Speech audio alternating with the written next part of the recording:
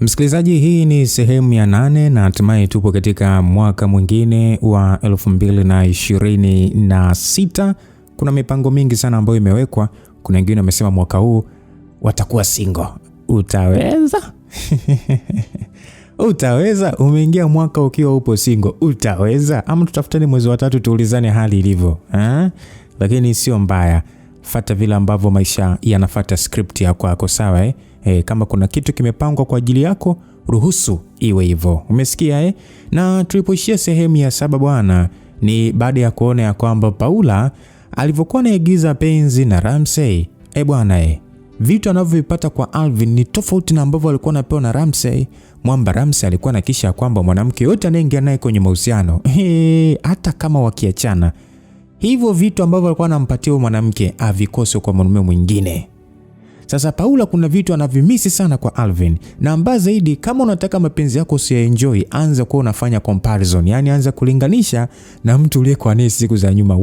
Watu hatufanani. Mtu anaweza kana pesa sana lakini ngoja nikae kimya. So penzi kati ya Paula na Alvin likawa halinogi tena. Kama unavyojua mwanzo kabisa Paula ndo alikuwa ni mtumwa kwa Alvin, ila kwa ajili ya Ramsey upepo ulibadilika mwelekeo. Alvin aligeuka kuwa mtumwa wa penzi kwa Paula. Mtoto wa kiume alianza kutetea nafasi yake kwa kumwomba Paula asiende kwa Ramsey. Kwani Paula alielewa? Hapana. Angeanzaje kuelewa wakati Alvin hakuwa romantic? Beef lingine likaja kuibuka kati ya Alvin na kijana wetu Ramsey. Langu jina ni Lucas Silumbas, tunasonga mbele. Mnamo majira ya 4 usiku, Paula alionekana akiwa kitandani huku akiwa ametega simu yake sikioni akisubiri ipokelewe na mtu ambaye alimpigia kwa wakati ule. Simu ile ilionekana kuita pasipo kupokelewa na mtu aliyekuwa upande wa pili. Paula alipiga kwa zaidi ya mara 3 lakini simu yake haikupokelewa. Hasa akajisemea kwa sauti ya kwamba Ramsey mbona ananifanyia hivi jamani? Sasa siapokee tu simu nisikilize ninachotaka kumwambia. Aliongea hivyo kwa hasira na kisha akairusha simu mezani baada ya kuona simu haikupokelewa na mtu ambaye alikuwa anampigia. Bila shaka alikuwa ni Ramsey kama ambavyo Paula aliongea. Paula alianza kuwaza na kuwazua namna ya kufanya ili kumrudisha Ramsey kwenye himaya yake. Ghafla alipata wazo ambalo alihisi lingeweza kumrudisha Ramsey wake. Paula alivuta simu yake kisha akapiga namba fulani. Simu iliita na kwa bahati njema ilipokelewa. Basi aliyekuwa anapigiwa ni Chris. Chris, mambo? Shem lake, niambie. Bwana tuache hao ya shemeji bwana. Shem lake hiyo vipi? Lakini Paulo unachomfanyia Alvin sio haki kabisa. Hivi hujui kama Alvin anakupenda sana? Hebu kumbuka mlikotoka. Kwa hiyo nilichomfanyia Alvin sio haki, ila nilichomfanyaga Ramsey ndio ilikuwa haki, si ndio? Yaani Alvin ndio chanzo cha mimi kumsaliti mwanaume aliyekuwa ananipenda kwa dhati. Najuta kwa mabaya yote niliyokuwa nafanya kwa Ramsey. Ukweli ni kwamba mimi nampenda sana Ramsey. Ramsey aliacha pengo ambalo Alvin ameshindwa kuliziba. Yaani kwa sasa sina hisia kabisa na Alvin. Shem lake, nyie ndo wanawake ambao mnafanya wanaume wengi waogope kuoa. Yaani wewe Paulo unathubutu kabisa kumpandisha chati Ramsey na kumshusha Alvin? Chris, naomba unisikie hizo habari za Alvin mimi sitaki kuzisikia kwa sasa. Nimekupigia simu nataka tupange deal itakalo tufurahisha mimi na wewe. Deal gani hilo? Okay, hivi Chris, umekubali kugive up kwa Lydia kwa ajili ya Ramsey? Unajua kifo tu ndo kinaweza kunizuia nisimfuatilie Lydia. Mimi bado nampenda sana Lydia na lazima atakuwa wangu tu. Usione mimi nipo kimya ukajua labda nimekata tamaa, hapana. Kwa sasa tunafikiria mbinu mpya, maana mimi nikutegemea wewe ila ukaniangusha. Okay, mimi nimepata wazo ambalo tukilitumia vizuri linaweza kutunufaisha mimi na wewe. Kwa sasa kinachompa kiburi Lydia ni yule Ramsey. Kwa hiyo basi tunachotakiwa kukifanya ni kutengeneza bomu litakalosambaratisha ukaribu wao na kuwafanya wewe maadui. Nafikiri wakitengana wewe utampata Lydia wako na mimi nitampata Ramsey wangu. Wazo zuri sana Paula. Ila unadhani tutafanikiwa kweli kutengeneza hilo bomu? Na je, tukilitengeneza alafu likatulipukia wenyewe? Chris, acha wasiwasi bwana, hatuwezi kufeli kwa hili, maana njia pekee tunayotakiwa kuitumia ni kutumia udhaifu wao tu. Hiyo ndio njia pekee ya kuwatenganisha. Sasa Paula, huo udhaifu unaosemea ni upi? Hilo ndio jambo kubwa sana la kufanyia uchunguzi kwa sasa. Ukitaka kumpiga adui yako basi usitumie nguvu kupambana naye, bali tumia nguvu kujua udhaifu wake. Basi poa, mimi nimekuelewa. Kuanzia kesho basi itabidi tuanze kufanya uchunguzi wa kina kwa wale wawili, ila ingekuwa vyema sana kama ungemaliza beef lako na Lydia ili upate nafasi ya kumchunguza kwa karibu zaidi. Kwa hilo mimi sidhani kama itawezekana, maana mimi mwenyewe unajua siwezi kujishusha mbele ya mwanamke mwenzangu Afu mbaya zaidi anatembelea nyota yangu. Kwa hilo hapana kwa kweli. Paula, ila ungeweza kurudisha ukaribu na Lydia, ingekuwa rahisi kujua madhaifu yake. Wewe Chris, mtulia bwana, yote wewe niachie mimi, ndio kiungo mkabaji. Cha msingi hapa ni mimi na wewe kuungana tu katika hili. Haya, sawa, usijali kwa hilo. Japo namsaliti rafiki yangu Alvin kwa kuungana na wewe ili umpate Ramsey, ila sina namna, maana na mimi mwenyewe natetea hisia zangu kwa kumpata Lydia wangu. Basi siku iliyofuata maeneo ya chuoni, Paula alikuwa na Precious maeneo ya cafeteria wakila chakula na kupiga story mara baada ya kumalizika kwa vipindi vya asubuhi. Hivi Precious, wewe ndo rafiki yangu wa karibu kwa sasa. Nafikiri unajua maumivu nayopitia kisa Ramsey. Kwa sasa Ramsey hataki hata kupokea simu zangu. Ukweli ni kwamba mimi nampenda sana na najuta kwa nini nilimtenda kiasi kile. Lakini kinachoniumiza zaidi ni kuona Ramsey yupo karibu na Lydia, ambaye ni rafiki yangu. Ina maana zile care zote nilizokuwa nazipata kwa Ramsey sasa hivi anapewa Lydia. Unajua inauma sana. Baada ya Paula kusema hivyo, Precious akasema, lakini Paula, hivi kuna haja gani ya wewe kuendelea kuumiza kichwa kisa Ramsey? Kwa sasa una mwanaume ambaye unampenda kwa dhati. Hebu tulia naye basi. Mwache Ramsey afanye mambo yake. Maana ulimwacha kwa haraka sana. Tena kwenye kipindi ambacho bado alikuwa anakuhitaji. Hebu mwache basi mtoto watu afurahie maisha na mtu mwenye mapenzi ya dhati. Hivi nakumbuka kwamba ulimruhusu Lydia ampende Ramsey. Sasa mateso yanatoka wapi tena? Paula akasema, Precious, mimi ninachohitaji kutoka kwako ni msaada tu wa kumrudisha Ramsey wangu. Mimi sitaki kusikia masuala ya kumtenda wala sitaki kusikia jina la Alvin ukilitaja mbele yangu, mimi nachukia. Kitu ambacho ukijui ni kwamba hakuna mwanaume yeyote anayeweza kuziba pengo la Ramsey. Yaani japo hakuna binadamu aliyekamilika, ila linapokuja swala la kupenda, basi Ramsey ni mkamilifu. Yaani mimi namtaka Ramsey wangu kwa namna yoyote ile. Precious akasema, haya ni maajabu ya dunia. Yule mwanaume aliyekuwa kokoto jana leo hii amekuwa dhahabu.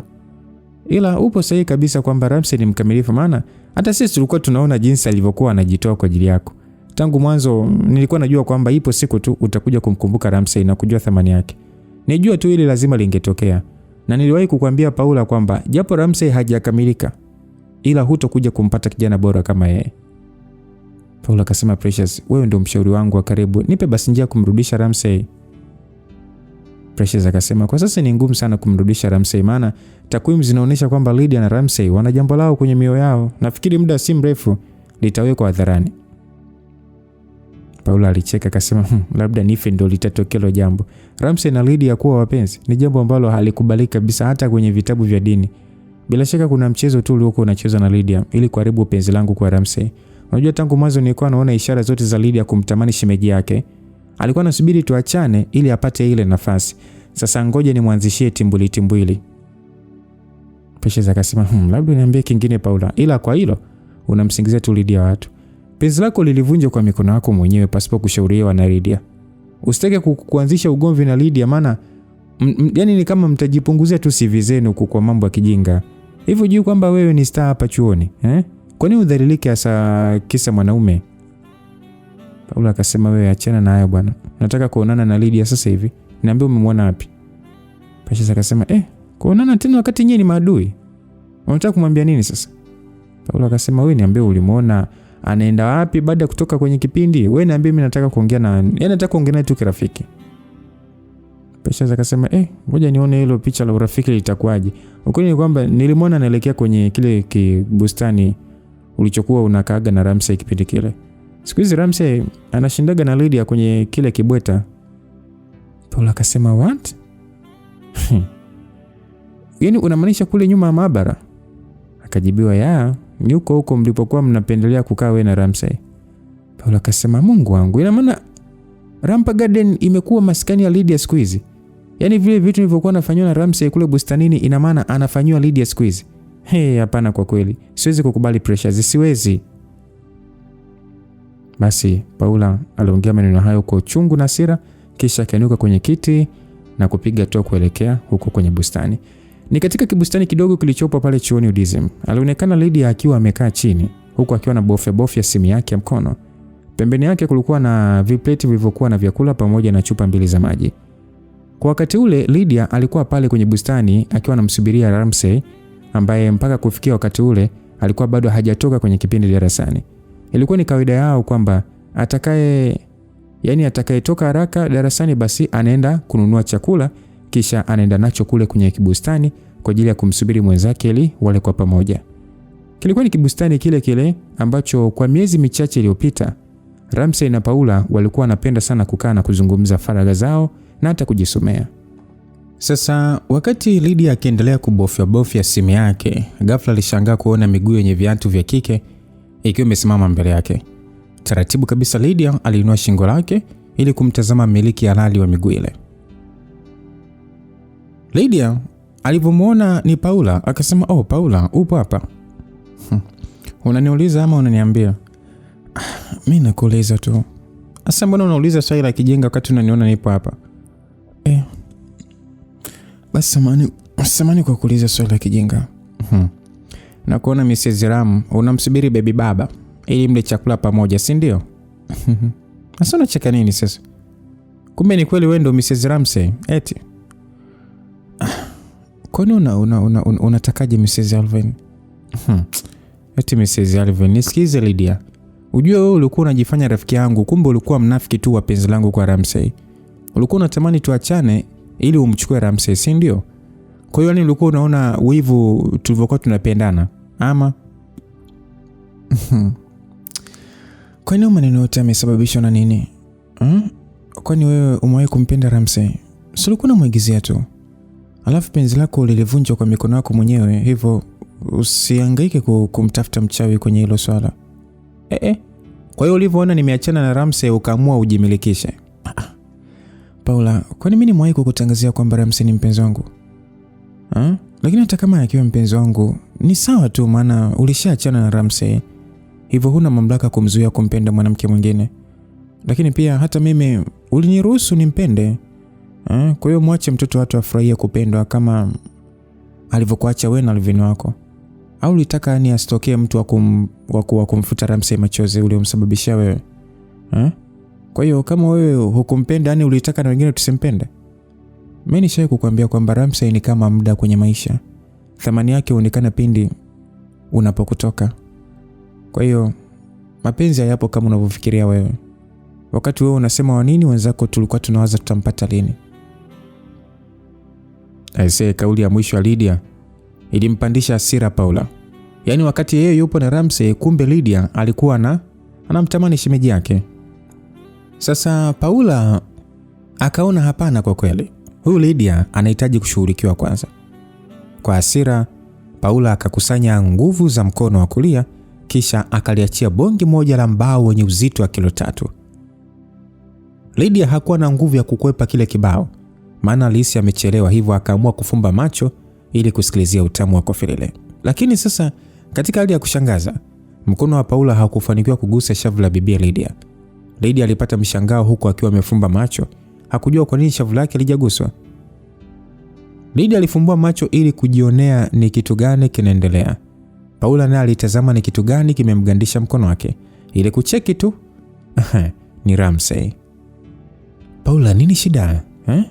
Wenzako wanapigana ulingoni ili kutengeneza pesa. Kwa nini unataka kupoteza nguvu zako kwa mapigano yasiyokuwa na kibali?" Ramsey aliongea hivyo huku sasa akiushusha chini mkono wa Paula. Baada ya Ramsey kuuliza hivyo, Ramsey aliwatazama tu, walikuwa wamebaki kimya. "Haya, mniambie kitu gani sasa kinaendelea hapa, maana sielewi mpaka mnataka kujaza watu." "Mimi nafikiri Paula anajibu zuri la swali lako. Muulize Pau, atakujibu vizuri ile swali." "Paula, hebu niambie kitu gani kimekufanya ukaja hapa na kwa nini ulitaka kumpiga mwenzako?" "Kwa hiyo mimi kuwa hapa ni jambo la ajabu. Hivi Ram, umesahau ni mara ngapi mimi nimekuja kwenye hiki kibweta? Umesahau kwamba mimi na wewe ndo tulikuwa watunzaji wa kibustani hiki?" "Ushasema tulikuwa.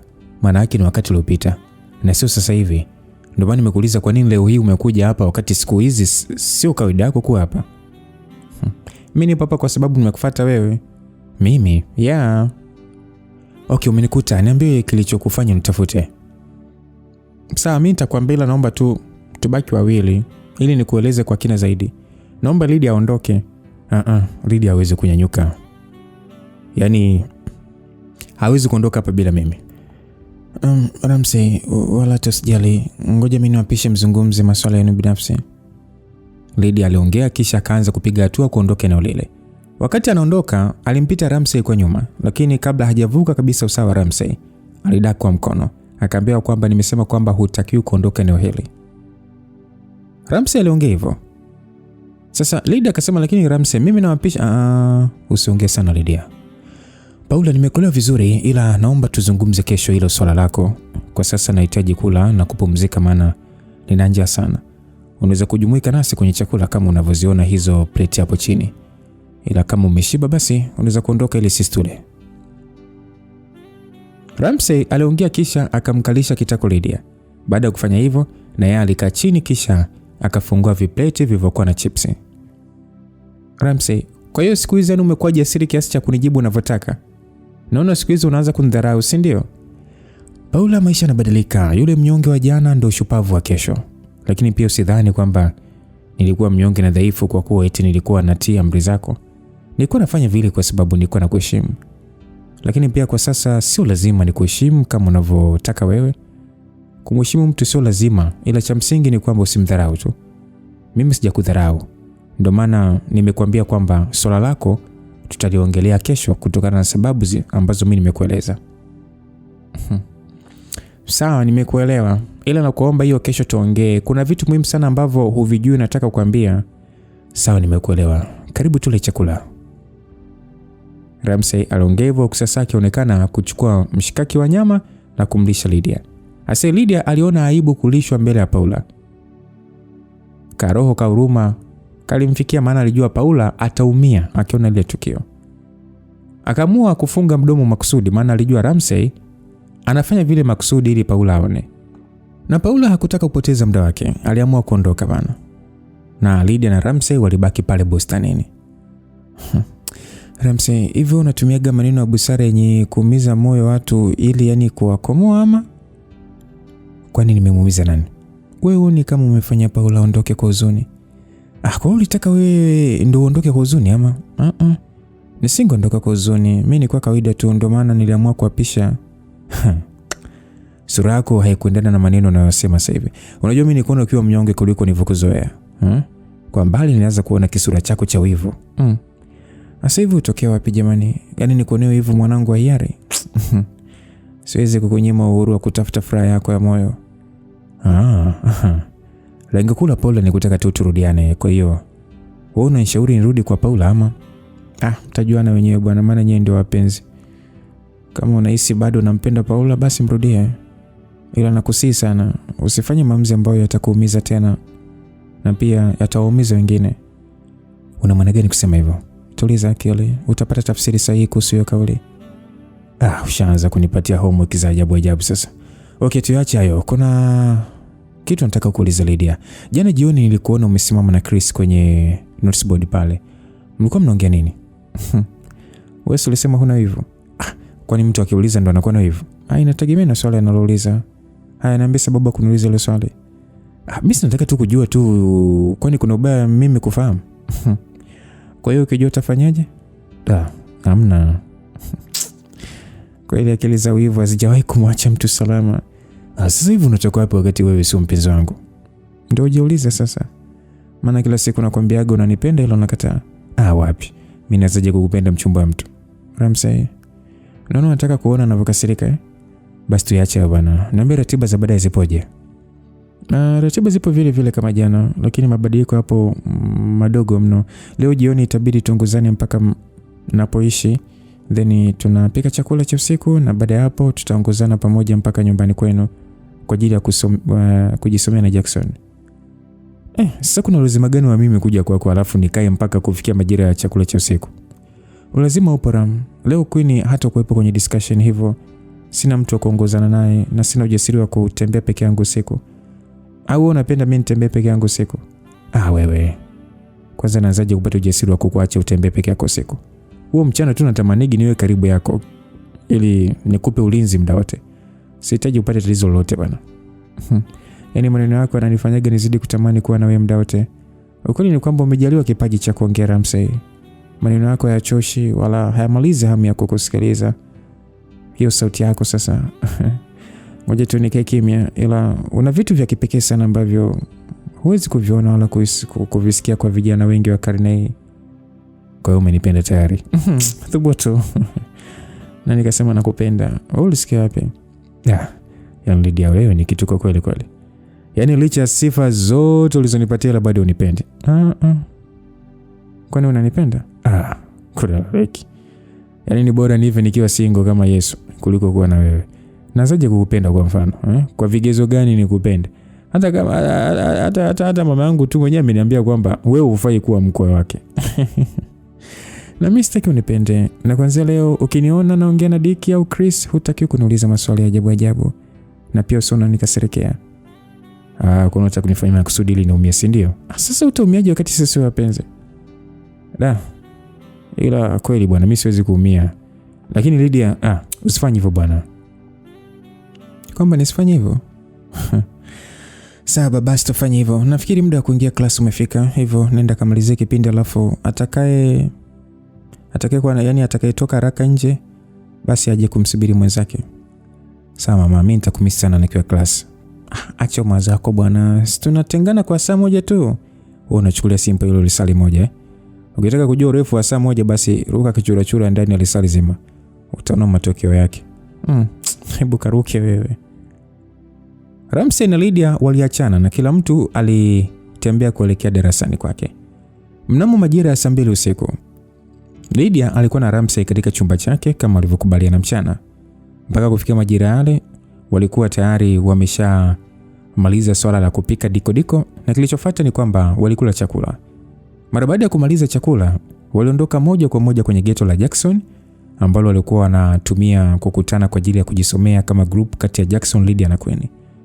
Kwa kuwa Ramsey alikuwa darasa la chini, mara zote alikuwa anajitenga na kujisomea peke yake, japo muda mwingine Lydia alikuwa mstari wa mbele kumfundisha Ramsey baadhi ya vitu, kwani vitu alivyokuwa anavisomea Ramsey Lydia alikuwa ameshavisoma tayari kwa mwaka uliopita, na ikumbukwe kwamba wote walikuwa wanachukua kozi moja ya teknolojia ya taarifa na mawasiliano. Majadiliano ya maswali ya chuoni yalifanyika kati ya Jackson na Lydia. Ramsey yeye alibaki kwenye meza peke yake akiendelea kujisomea.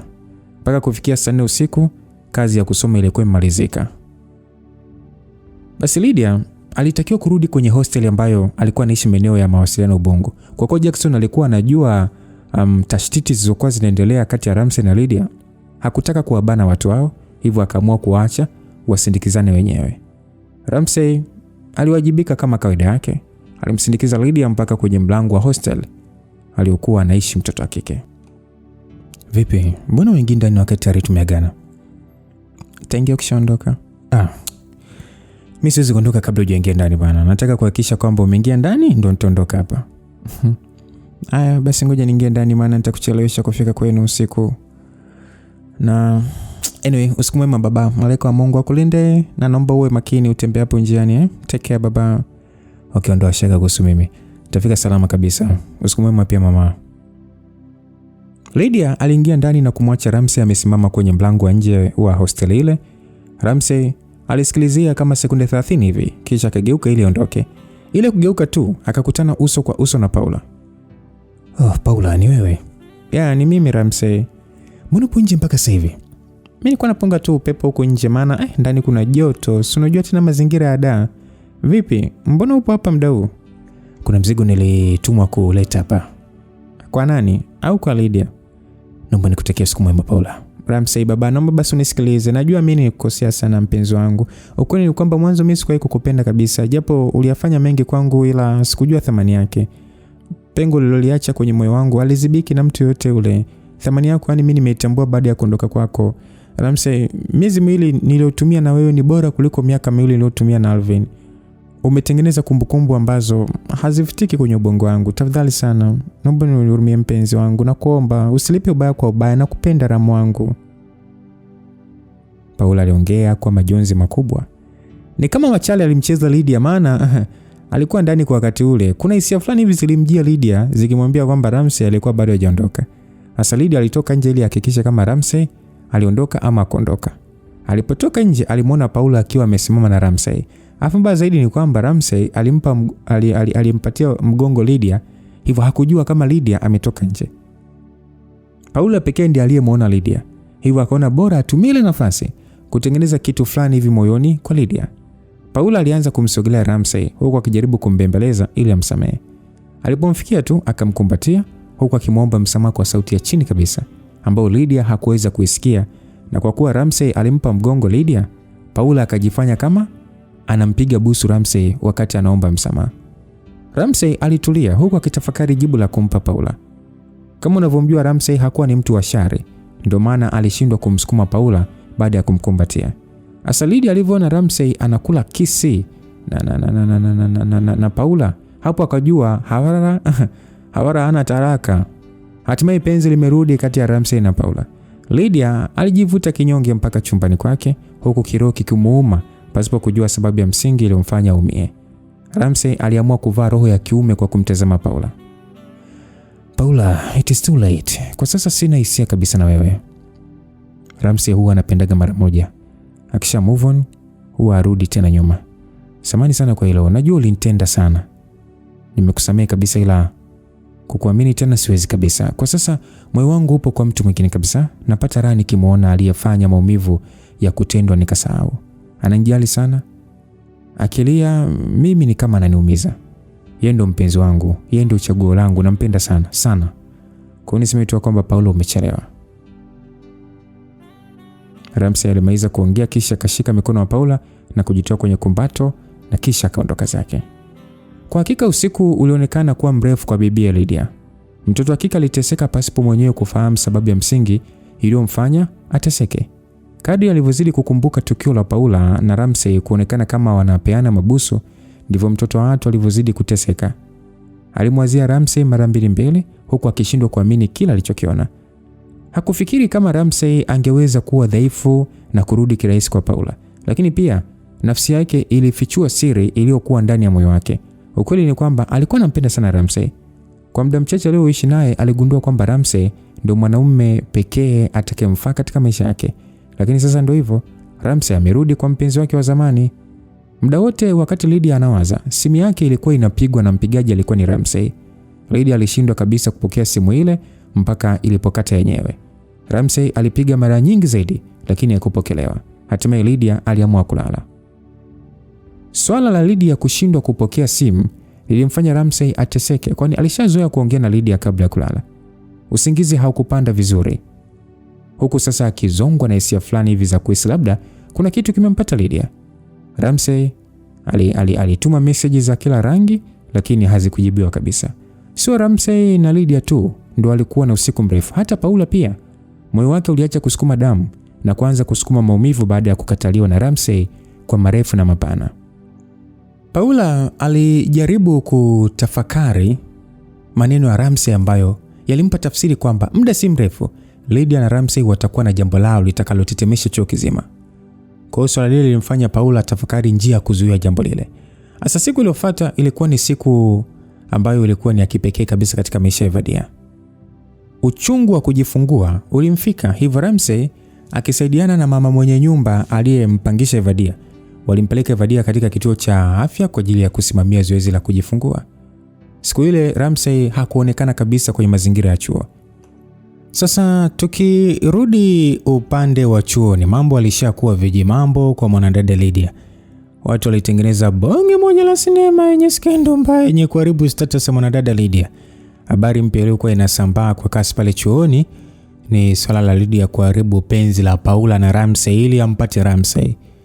Baada ya kufanikiwa kuvunja mahusiano hayo, alianza kujipendekeza kwa superstar Ramsey na hatimaye akamtongoza.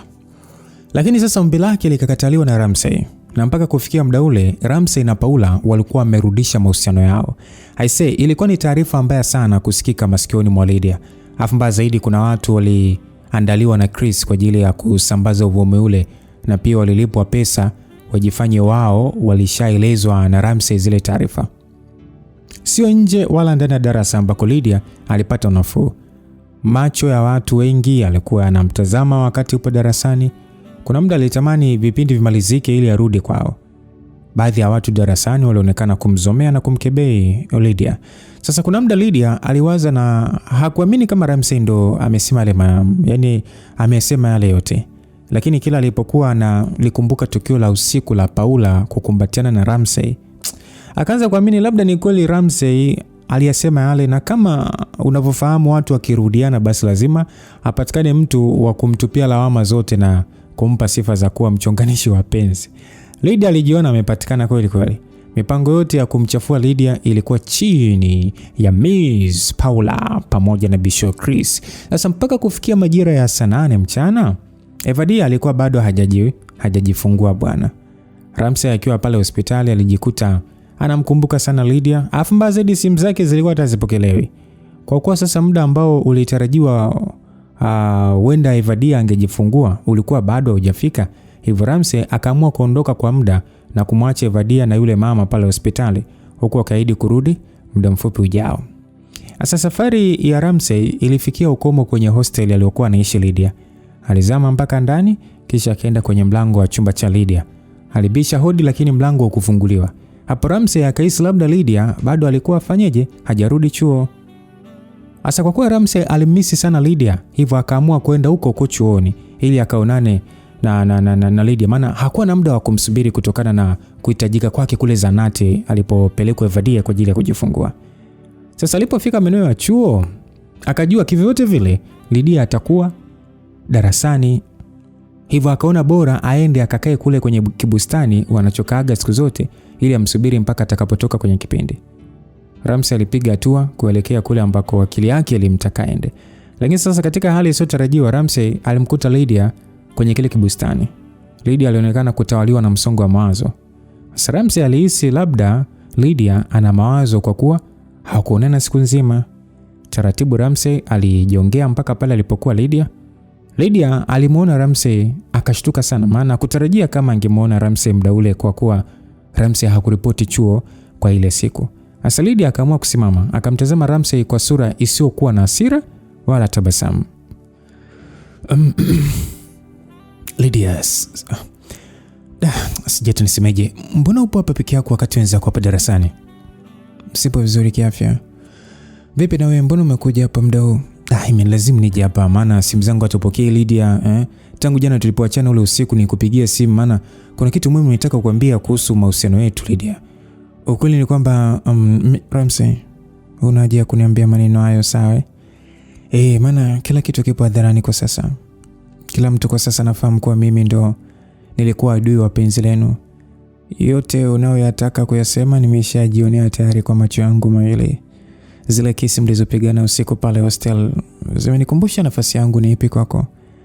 Kwa hiyo msiumii wewe kurudi kwenye penzi lako la zamani kwani ndo furaha yako, bali kinachoniuma ni mimi kuonekana ndo chanzo cha migogoro yenu. Alafu mbaya zaidi umediriki kuambia baadhi ya watu hilo swala. Kwa hiyo asante sana kwa yote mema uliyofanya kwangu. Ramsey, mimi sikuchukila, itabidi tuoneke mbali na wewe kuanzia leo ili nisionekane mnafiki wa penzi lenu. Kwa hiyo nakutakia bahati njema Ramsey. Lydia alitoa kauli ya uchungu ikisindikizwa na majonzi ndani yake, kisha akapiga hatua kuondoka. Ramsey alibaki amesimama kama nguzo umeme. Kwa mara ya kwanza kabisa Ramsey alishuhudia machozi ya mwanamke ambaye alikuwa anampenda kweli kweli, japokuwa hakuweka wazi hisia zake. Bwana, haya mambo yaone tu kwa kina Ramsey, ila omba sikukute kabisa. Mtaalamu aliyasikia vizuri yale maneno lakini hakuyaelewa. Hivi ushawahi kusikia kitu lakini huelewi? Ni sawa na wewe unasikia Kichina lakini huelewi. Eti ndio amediriki kuambia watu kwamba Lydia alikuwa mkuki wa sumu kwenye penzi lao. Saa ngapi? Kivipi? Na nani? Muda gani alitangaza hizo habari wakati yeye alikuwa hospitali? Eti zile kesi za usiku upi? Na huyo mtu aliyempiga kesi nani? Na yeye aliona wapi? Au alisikia wapi? Sikusingiziana huko jamani. Ase Ramsey hakuwa na nguvu ya kumfuata Lydia ambaye onekana anatoka nje ya eneo la chuo. Dakika zile Ramsey alipokea simu ikitoka kule hospitali alipokuwa amemwacha Evadia. Simu ile bwana ilimtaka Ramsey aende kule hospitali. Ramsey aliwahi kule hospitali na mara baada ya kufika akakutana taarifa mpya na yenye kufurahisha kwamba Evadia alifanikiwa kujifungua salama na mtoto aliyejifungua ni jinsia ya kiume. Za chini ya kapeti ni kwamba mtoto alifanana na Jimmy kwa 100%.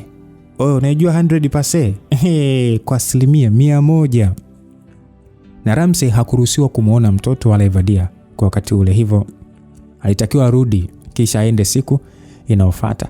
Hasa mnamo majira ya saa 2 usiku, Ramsey alikuwa pamoja na Jackson kwenye chumba walichokuwa anaishi. Licha ya kupokea taarifa njema za Evadia kujifungua salama, lakini kichwa cha Ramsey bado kilikuwa kinawaka moto kuhusu swala la Lydia. Hasa Jackson naye alikuwa anatamani kumkata pua Ramsey kutokana na kashfa alizomsababishia Lydia. Jackson akasema kwamba Ramsey, unajua sikuwahi kudhania kama ungeweza kuwa na akili za kijinga kiasi hiki. Hivi mwanangu, yule Paula alikupa nini mpaka amekufanya uwe zoba mapenzi? Ama kweli mapenzi ni kichwa cha mwenda wazimu. Mwanangu, kwa jinsi ulivyokuwa na rafiki wa karibu na Lydia, unajua mimi sikudhani kama ungeweza kumtumia Lydia kama ngao ya kuyaficha maovu ya Paula. Upuzi wote aliokufanyia Paula umeamua kumvalisha. Mwanangu, hata kama umerudiana na Paula lakini hukutakiwa kutumia jina la Lydia kwenye mahaba yenu mwanangu. Ona sasa kilichotokea kwa Lydia. Chuo chote kinamzomea yeye. Kila anapopita ananyoshewa kidole. Mwanangu, hapa sielewi chochote kinachoendelea. Hayo unaonieleza hata Lydia amenieleza. Lakini sielewi chochote kile. Sina laumiwa ile sijui kosa langu. Hebu naomba unifafanulie vizuri rafiki yangu. Ni kitu gani kinaendelea huko chuoni? Jackson alianza kumpa ripoti kamili ya tukio linalovuma na kusambaa kwa kasi huko chuo. Hakupunguza wala hakuongeza neno. Kwa hakika ripoti ile ilimuumiza sana Ramsey. Jackson, wewe ndio rafiki yangu wa karibu sana na nadhani unanijua kuliko wengine wanavyonifahamu. Hivi kwa akili yako umeamini kwamba mimi nimefanya kitu kama hiko kwa Lydia? Mimi ndio nimkatae Lydia alafu niwatangazie watu ili iweje? Kwani Lydia amenikosea nini mpaka mimi nimhukumu hivyo? Alafu mimi sijarudiana na Paula, na hata kama ningerudiana nisingeweza kumbebesha Lydia mzigo kama huo. Jackson, hebu rudi kwenye ufahamu wako basi. Hivi mimi nawezaje kumfanya hivyo mwanamke anayenifanya ni framed out? Mimi mwenyewe ndo nashindwa hata kuelewa umewezaje kumfanya hivyo Lydia. Jackson, unajua kwamba hii ni michezo ya watu tu. Hii ni bongo movie kaka. Kwa hili siwezi lazima tu nifanye kitu ili kumaliza hili jambo. Wao wametengeneza movie, basi na mimi nawachezea movie ndani ya movie yao. Hapo mwanangu unatakiwa ufanye kitu Ramsey ili kurudisha heshima Lydia mwanangu. Hata kesho sidhani kama anaweza kuja chuo. Jackson, nakuomba mwanangu, fanya kile liwezekanalo ili mradi tu Lydia aende chuo kesho. Nataka kuisimamisha dunia kwa dakika 5 pale chuoni. Kesho nitakuwa na jambo langu huko chuoni. Kwa hiyo hautaenda hospitali kumjulia hali Evadia na mtoto ama? Itabidi nikose vipindi vya asubuhi ili niende hospitali. Chuoni nitaenda mchana. Siku iliyofuata wanafunzi walihudhuria vipindi kama kawaida yao. Lydia naye alikuwa mmoja wa wanafunzi ambao walihudhuria vipindi. Ilipofika majira ya mchana wa saa 7, wanafunzi waliokuwa wanasoma darasa moja na Lydia walikuwa darasani wakiwa wanamsubiri mwalimu aingie. Wakati wanafunzi wanamsubiri mwadhiri mwalimu aingie, waliendelea kupasha vipolo kwa kumpiga vijembe vya waziwazi Lydia. Watu walikuwa wanaonesha kejeli za vitendo na kwa mafumbo yaliyochukua taswira ya kuonekana Lydia alikuwa anajipendekeza kwa superstar, ila mwisho wa siku alikataliwa kama walivyokataliwa kina Zuchu na wengineo. Amini nakwambia, miongoni mwa vitu vinavyotesa mioyo ya wadada msikilizaji ni pale wanapomtongoza mwanaume alafu akataliwa. Maumivu yake. Unajua ni kasumba fulani hivi kwamba mtoto wa kike akimtongoza mwanaume ni ngumu sana mwanaume kukataa, lakini kuna aibu kubwa mdada amtongoze mwanaume alafu akataliwa. Kuna maumivu ambayo hayaelezeki. Na ndio maana unakuta wadada hawapendi kuwatongoza wakaka kwa kuhofia kufanyaje, kukataliwa. Kwa hiyo kila kuna darasa kulisikika kelele za kejeli zilizokuwa zinamhusu nani? Lydia. Sasa bwana Lydia uvumilivu limshinda. Akajikuta anadondosha machozi ya kiutu uzima, kisha akainuka kwenye meza aliyokuwa amekaa na kupiga hatua kufuata mlango wa darasa ile aondoke. Wakati anatembea, michambo ya waziwazi ilizidi kuongezeka. Kwa hakika alipatikana kweli mtoto wa kike. Alipofikia mlango, Akashika ile afungue, lakini kabla hajavuta mlango ulisukumwa na kuna mtu alimshika mkono Lydia kisha akaingia darasani. Hakuwa mwingine bali alikuwa ni Ramsey. Wanafunzi wote wa darasa wakatulia kama maji ya kwenye mtungi ili kumsikiliza superstar ambaye ni shemeji yao kwa Paula atasema nini. Lydia alitulia huku akiwa amekamatwa mkono na Ramsey wakiwa mbele ya darasa. Ramsey akamtazama Lydia machoni na aliweza kugundua kwamba Lydia anapitia wakati mgumu kwa ajili yake. Mwanaume alimhurumia mtoto wa kike ambaye kwa muda ule machozi yalikuwa yameanza kumtiririka tena. Ramsey akatoa leso yake kisha akamfuta machozi Lydia. Watu wote wakaendelea kushuhudia lile movie lilokuwa linaendelea mbele huku akisubiri kuona Lydia atakavyodhalilishwa mbele ya umati wa watu. Ramsey aliwatazama wanafunzi kwa makini kisha akawaona watu ambao aliwataka wawepo wakati anazungumza jambo lake. Hey, ladies and gentlemen, brothers and sisters, sons and daughters, friends of mine, good afternoon. Naomba nitumie muda huu kwa ajili ya kutolea tamko uvumi unaoendelea katika vichwa vyenu. Hivi ni upi kati yenu nimewahi kumwambia jambo lolote kuhusu mahusiano yangu na Lydia? Nani kasema nimerudiana na Paula? Nani kasema Lydia anajipendekeza kwangu na tayari nimemkatalia ombi lake? Ni kwamba mimi na Lydia hatujawahi kuwa kwenye mahusiano ya kimapenzi na wala hakuna mtu kati yetu aliyewahi kumtamkia mwenzake kama anampenda. Lydia hajawahi kujipendekeza kwangu, bali mimi ndo najipendekezaga kwake kwa sababu nampenda sana. Nampenda sana Lydia. Japo nimekuwa ni mtu wa kuficha hisia zangu kwake. Nafikiri leo mtakuwa mashahidi wa jambo hili. Mbele yenu nitaomba nafasi ya kupendwa na Lydia. Ramsey alipiga goti moja chini huku akiwa amemkamata mkono Lydia.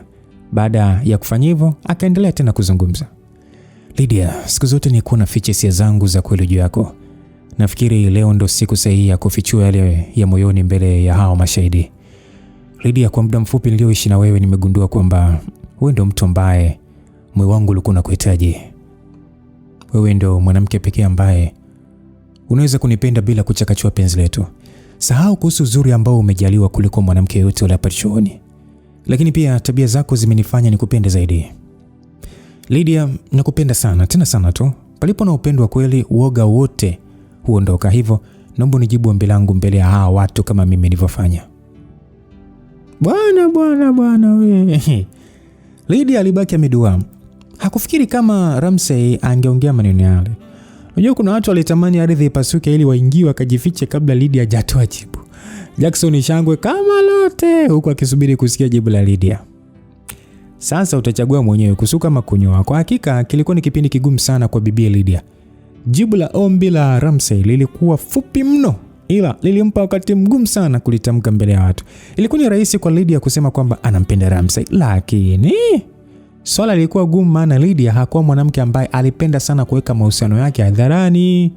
Lakini pia ilikuwa ni rahisi sana Lydia kusema kwamba hayupo tayari kuzipokea hisia za Ramsey, lakini aliwaza upande wa pili wa shilingi, itakuwaje kama akimkataa Ramsey mbele ya umati wa watu waliopo darasani kwa wakati ule. Alihisi kama angemfedhehesha vile Ramsey ambaye alikuja kwa ajili ya kumtetea yeye. Sio hivyo tu, yani angewezaje kumdhalilisha mwanaume ambaye anampenda?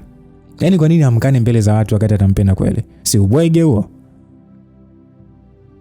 Basi bibie Paula akawaza ya kwamba kama Chris na Paula waliandaa mkakati wa kunidhalilisha, nafikiri ndio wakati wa kuwajibu kuliko kuendelea kukaa kimya. Na hii ndio njia pekee ya kumdhihirishia Chris kwamba simpendi na hivyo ataacha kunifuatilia. Kwa nini mkatae mtu nayempenda kutoka moyoni? Hapana kwa kweli. Basi Lydia aliwaza hivyo moyoni.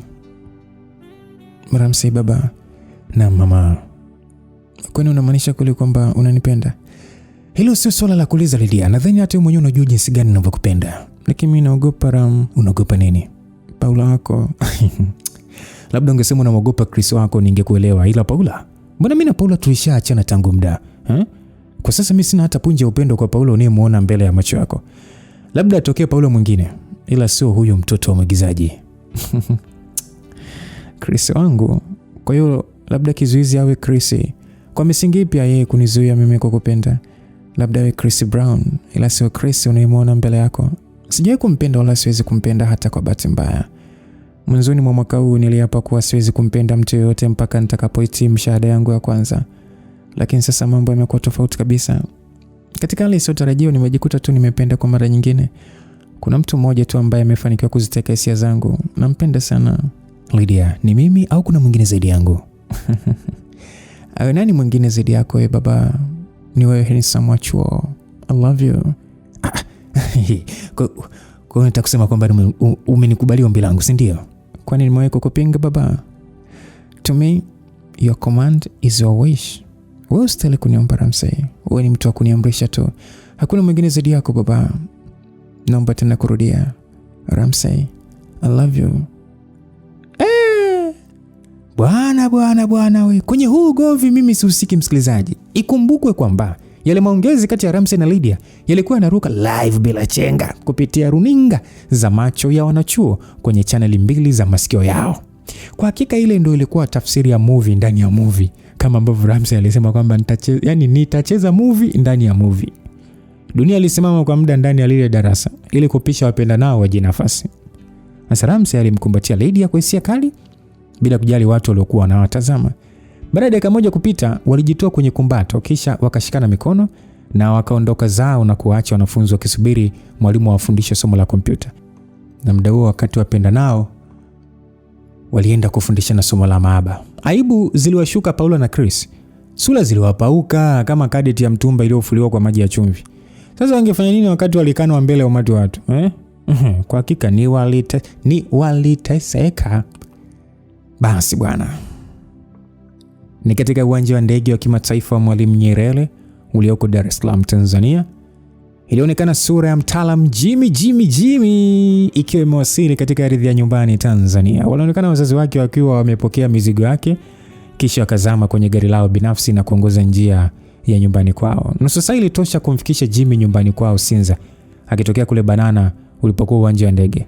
Shauku kubwa ya Jimmy ilikuwa ni kufahamu wapi alipokuwa Evadia wake kwa wakati ule. Lakini sasa taarifa ambayo alipatiwa kuhusu Evadia wake ilimfanya anyong'onyee na kukosa nguvu. Ndio hivyo mwanangu. Sisi tulishakwambia kwamba yule mwanamke hakufai. Umeona sasa ameshindwa hata kukusubiri na hatimaye ameolewa kabisa. Tena aliyemuone rafiki yako Ramsey. Na kama haitoshi, kwa sasa wana mtoto mmoja. Mama hapana.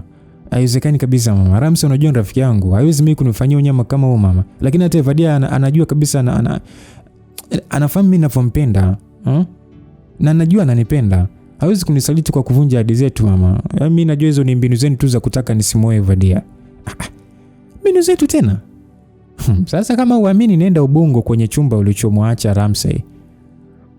Utawakuta wapenda nao wakiwa wanamlea mtoto wao. Usihuzunike sana mwanangu. Ndio maana sisi wazazi wako tumekutafutia mwanamke mzuri na mwenye tabia njema. Mama mimi siwezi kuwa mwanamke mwingine zaidi ya Evadia mama. Mimi najua mnaongea hivyo tu ili nisimwoe Evadia. Lazima mimi nimtafute Evadia leo ili nithibitishe hayo yote ambayo ninasema. Haya, nenda Ubungo muda huu utawakuta wapenda nao. Basi Jimmy aliamua kuchukua usafiri binafsi wa nyumbani kwao kisha akakanyaga mafuta kuelekea Ubungo kwenye chumba alichokuwa anaishi Ramsey, maana alikuwa anapafahamu vizuri tu. Mara baada ya kufika alipaki gari nje kisha akashuka na kuelekea mpaka chumbani kwa Ramsey moja kwa moja bila kubisha hodi. Alichokikuta mtaalamu ilibidi akae chini bila kujijua, maana nguvu za kusimama zilimuishia kabisa. Yaani ni kwamba unayemuita baby anaweza bebwa kama begi. Mapenzi yanabadilika, unaweza ukamuita shemeji. Ndugu yangu, kwa hakika lisemwalo lipo. Jimmy aliweza kuyaona kabisa hayo ambayo alikuwa anayasikia.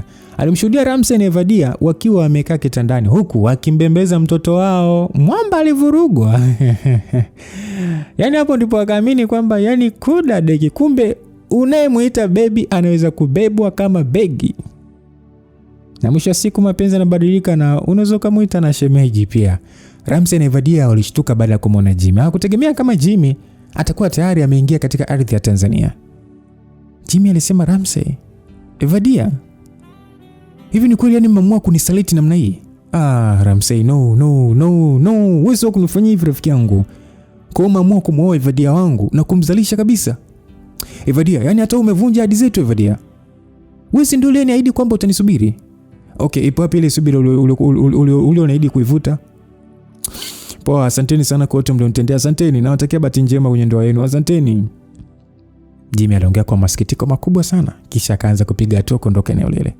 Evadia akainuka chap pale kitandani alipokuwa amekaa, kisha akamfuata Jimmy na kumshika shati kwa nyuma ili asiondoke.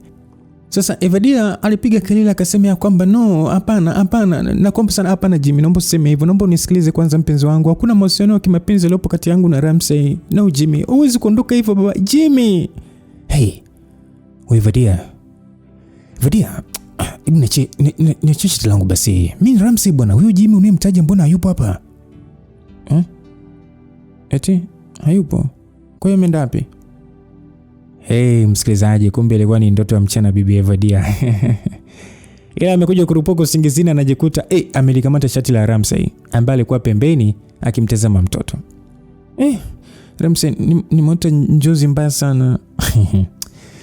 Haya ndio matatizo ya kusinzia mchana. Yaani ka usingizi kadogo tu unaanza kuota njozi.